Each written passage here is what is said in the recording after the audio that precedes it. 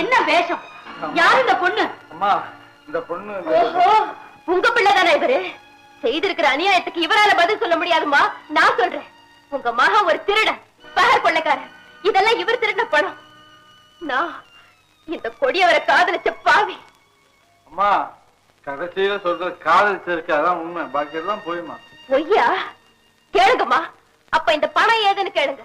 ஐயோ, நடு வீட்டுல உட்கார வச்சு கேக்குறீங்களாமா? 2 பேரும் மாத்தி மாத்தி கேட்டா எப்படிமா சொல்றது? எப்படி சொல்ல முடியும்?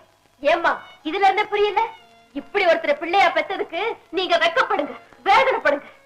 அப்பாடா, நான் பொழைச்சேன். கண்ணை திறந்துகிட்டு கடல்ல விழ இருந்தேன். கடவுள் தான் என்ன காப்பாத்திட்டார். நான் வரேன். ஆனந்த்,